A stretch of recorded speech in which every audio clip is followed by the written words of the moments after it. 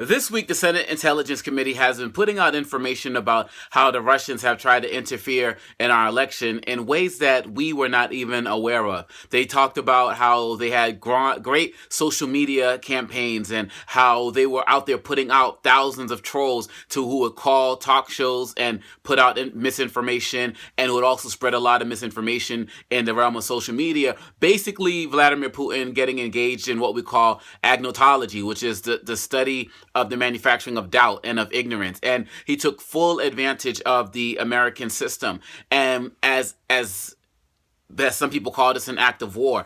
As wrong as this is, as frustrated as I am with what the Russians did, I am more upset with us in the United States than I am with Russia, because Russia took advantage and is still taking advantage of American ignorance. The fact of the matter is, we as a country, we have lost the ability to be able to be critical thinkers. We've lost the ability to be able to process information, to look at information from both sides. And Vladimir Putin knew this, and he took full advantage of it. We see in this country today that we are so polarized that we have an inability to even comprehend ideas that come from the quote-unquote other side. Therefore, we find ourselves more likely to side with people who put out negativity and ignorance, such as Vladimir Putin, than to actually believe or at least even converse with our own American countrymen. Les Brown said that the average American reads one book a year after they finish their academic studies. Other studies have come out that said 80% of Americans don't read anything after they have finished with their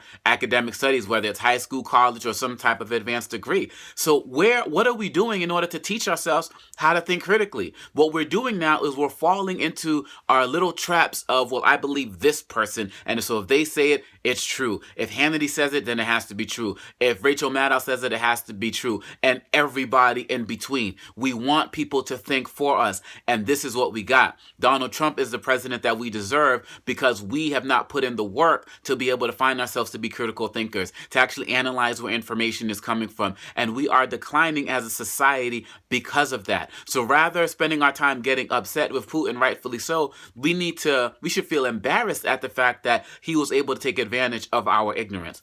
Because the fact of the matter is, with everything that people talked about Hillary Clinton and the Russians put this information out and they had computers, the only reason I learned so much about what was going on was because the media decided to make this information 24-hour stories. They used their networks 24 hours a day to play leaked emails, to pull out tweets that may not have been realistic, and this is what they played in front of the American people every single day. So again, we can talk about Russia, but I'm more concerned and more upset with the media's role in putting out this information and manufacturing this ignorance and putting out and helping create a society where facts don't matter, where people can just go on what they feel and call it a day.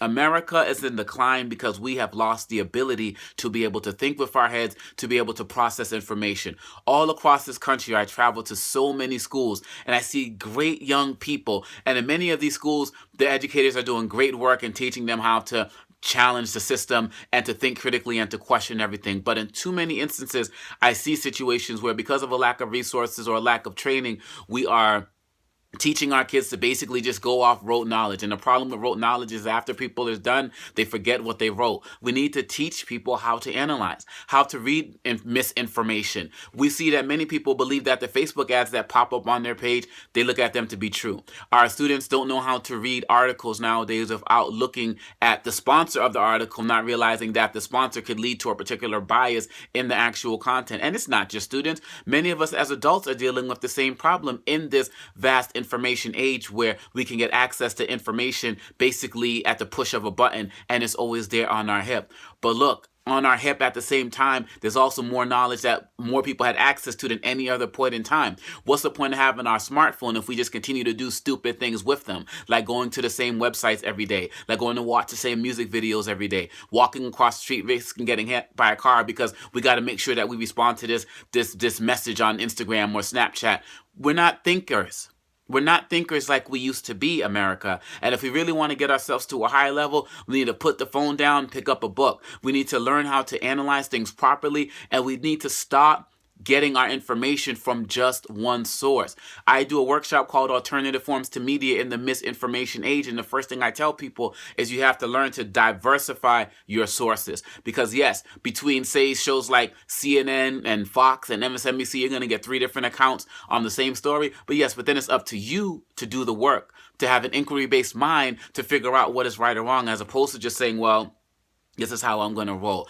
This is how Vladimir Putin took advantage of an entire electoral system. He didn't need to technologically mess with the ballots. He didn't need to do all of that. All he needed to do was manufacture doubts, because in his mind, he looks at Americans as being stupid and being ignorant and not being able to do the work to think beyond what is put right in front of them. So going forward, if we really want to save this country, we need to save our own minds. We need to start thinking. We need to start learning how to read. We need to learn how to manufacture and process information beyond one source. And most importantly, we need to learn to just have conversations with people who have diverse opinions. It is a shame that over the last 7 or 8 years or so, we've created a culture where you can't even have a conversation with someone of a differing view without being put out to task, without having if you're in politics, your political career jeopardized, or losing your career if you're involved in some other form. If we want to build a country, if we want to have an upstanding culture, we need to work together. We need to stop letting these outside influences come and take advantage of our ignorance.